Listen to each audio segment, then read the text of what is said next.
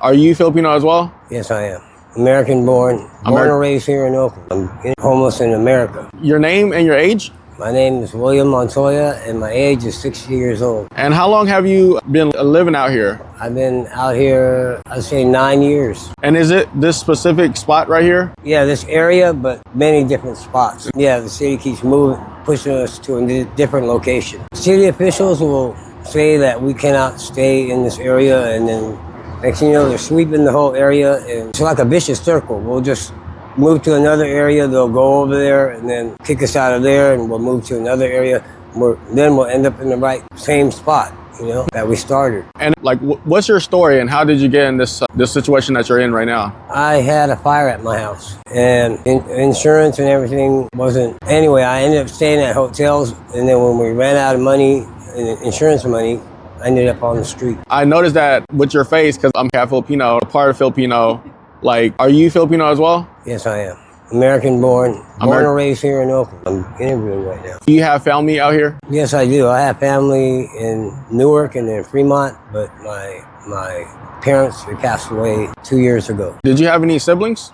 Yeah, I have surviving 3 sisters. There was 2 other ones, but they passed away. And with the last of your family members, do they know your current situation? 2 of them I do not get along with, and the one comes out, she's willing to help, but she's struggling herself, Okay, I understand what you mean. We always have that family member that we don't get along with, so we kind of just have to like push them to the side and still do what we need to do to live life, right? Definitely. And so since you've been homeless, you're currently working, right? Yeah, part-time. I'm actually a certified mechanic. When I had a home, I worked for Firestone, Mark Morris, Goodyear, you could name it. I've been around Oakland. I had a smog license, but being homeless, nobody wants to hire you because you don't have an address. So in case something goes wrong, maybe, or in case, you rip them off or something, they don't know where to find you. They don't want to hire you. Does having like a postal box help out with that? Or do you have to have a current real address? They require you to have a current address. I just tried to apply places with a post office box. They asked, you don't have a permanent address that we can use? I said, no. So, we'll discuss it. And have you tried getting housing? Yes, I have. It seemed like everybody else got placed in housing. I recently got in contact with Oakland Roots, and they put me on the list and interviewed me, but I told them I work here. They never contacted me. And how long ago was that? I'd say about 3 months ago. And then 3 months ago initially, and then I talked to another person about a month ago. And so they didn't call you or showed up at all? No, didn't notify me about anything. And currently, do you have a phone with you? No, I have a government. I had 3 government phones, but I'm kind of rough. I got to fix stuff, and I don't have a clip, so I'll have it in my pocket. And each time I drop the government phone, it'll crack, and I cannot access. That makes sense. But the reason why I'm asking you that is because there should be a way that I can contact them and see what I could do about that and help out with the process. I really do want you to get out from the situation that you're in right now, because every single time I see you working hard, I see you out here working, in a gas station. Definitely. And so I'll try my best to talk to them. And have you called recently or to check up on them or what? Yeah, I called. Well, I have not recently. I called once or twice after. They told me to call the following month. That's where they would have an opening. They said there was still no available opening for a place. I left it at that, and I'm waiting, and still nothing. And before you were working, how were you getting anything to get food here and there? Kind of explain that to me. In the beginning, it was real hard. I had no idea we had resources, okay? I went about a day and a half not eating. And I came from a medium family, I wasn't used to panhandling. I felt embarrassed to panhandle. But I brought myself to that level, and when they said no, I felt really embarrassed. But I went around going to stores asking if I could clean up for perishables, something like that. And they said no, they didn't have any work or anything for me to do. So I went into Alameda and I asked, and this one store gave me $100 worth of groceries. But besides that, I'd recycle. I had a bike with a trailer, and I'd actually go into Alameda and talk to some of the places that I worked at, and they'd give me the tires that were still good. I'd actually pull like 8 to 14 tires from Alameda to Oakland, or I'd go to Oakland Hills and get, wherever I used to work. and collect tires and sell them to the used tire store. That income was pretty good. That's pretty much what got me by. But besides recycling doesn't really pay cans and bottles, Yeah, about. And then collecting that sometimes take a long time. Yeah. So doing tires, I get anywhere from $5 to $10 a piece that the used tire guys would buy. And, that on a slow day, it'd be about $50, So it was enough to support me and her to get by. The other thing is that, have you heard about the law that they're pretty much putting out there where when you're homeless, it's pretty much now a crime?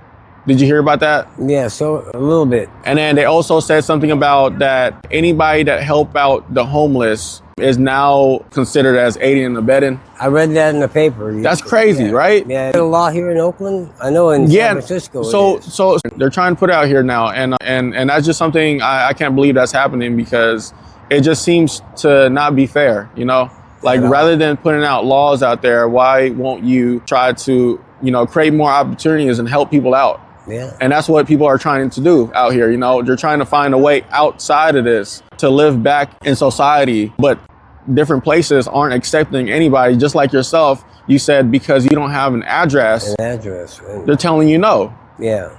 Even though you have the skills. Certified. I went to Sequoia Automotive in Fremont. Wow. And I know electricians. I know people in different fields of profession that are certified, but due to that fact, they cannot get employment. And artificial intelligence is, coming in real strong where people are losing their job because of artificial intelligence, and homelessness is just growing like mad, True. Every day I see a new face. Yeah. Yeah. AI is definitely taking over, but it's crazy that they're making it as a crime. Illegal, yeah. I mean, when I heard about that aiding and abetting, I was like, you mean to say if somebody you're not panhandling and they hand you a couple of bucks, that's aiding and abetting, they can get in trouble? I said, oh my God. That part, just to help out. Totally ridiculous. But tell me a little bit more before you became homeless. I went through a divorce. And I was working as a mechanic at the time. But when I divorced, I left that job and moved back home to my folks' house. I told you I had 5 brothers and sisters. We had a pretty big house. And it was upstairs and downstairs. And lucky I came back at that time because Oakland was getting really, really bad. I noticed that the guy hustled my dad, being that they're seniors, told him he needed $300 to fix the gate that fell in his yard in the back. And all he did was take the gate and nail it back. And then some kid put his bike in the back of my dad's car, tried to act like my dad hit him. And then 2 guys at a gas station, when he went to air up his tire, when he was reversing, they put their car there and he bumped it, but he knows he didn't bump it that hard. And there was a big dent, and they claimed that he did it, and they kind of pressured him into going to a versatile, and he pulled out $800 and paid him. So I came back, I'd say, in the right time because Oakland was getting really bad and none of my siblings were around. And so I was the one kind of like taking care of my mom and dad. I'd go with them grocery shopping.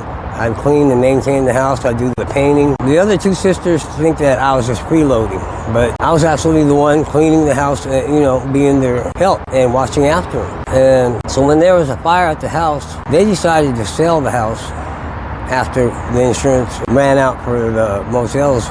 And I didn't want this one to be on the street, mainly. I had no idea she'd been out here before. I made a very stupid choice, but I stayed behind and watched after her. And little did I know she was out here already, but my parents in the course passed away. They sold the house, but before then they went to the Philippines and enjoyed life a little bit, which was great. But that's basically before I came out here where I was coming from. It was a 4-bedroom house, 6-car driveway. It was nice. The downstairs when we bought the house was renovated, so it was there was a kitchen down there. Yeah. Another bathroom, shower, a storeroom, a bedroom, and a family room. So it was pretty big, It's nice. We had a fire in the kitchen, so they renovated it. We had a big front window where you can see the view, but closed it up and put a small window. Okay. They tore up the backyard. There used to be a carport down there. You could stick 4 cars underneath it. Mm-hmm. They ripped that down and they put grass. Wow, so they pretty much changed everything from what you used to remember. Yeah, I was the last one in the house. They were all moved out. I was still in there when they were rebuilding it. Wow, a lot has changed since then. Blink of an eye, life can change just like that, you know? Yeah, 7 years, to think about it, some people might think 7 years is a long time, but 7 years can snap like this. Quick as you can snap. Yeah. Buy a beer now. No, get out. We're having an interview, please. Who's calling you?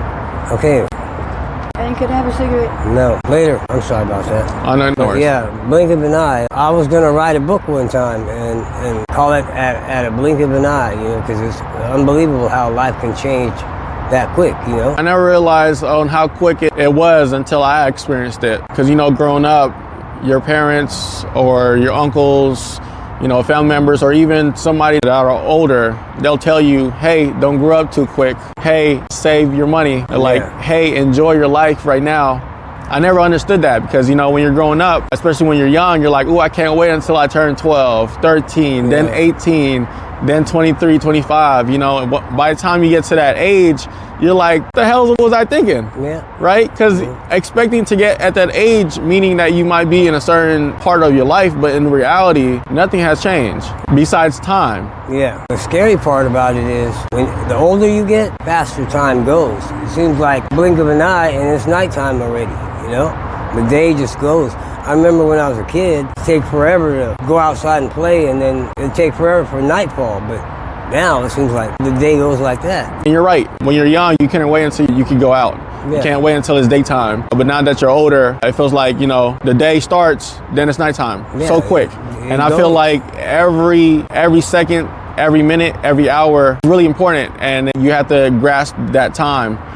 What encouraging words can you tell to the people that lives out here in the street? I say keep your life straight. Don't do any dirt. That way you don't get caught up in spending your life in jail or, you know, wasting your life locked behind bars. And goodwill comes to you. Good always comes to you, somehow, some way. And then the other thing is that I've never asked anybody this question before since I've been interviewing, but the last thing that I will ask is, what was your dream as a kid? And then now that you're older, what is your dream? As a kid, I dreamed, I guess, just to be working and you know, have a normal, what do you call it, stereotype life, you know, a family, kids, so forth like that. My dream now is just, I guess, to get back into a real life, you know, of work and a home. You know? We could definitely make that happen. Thank you, man. I appreciate it, bro.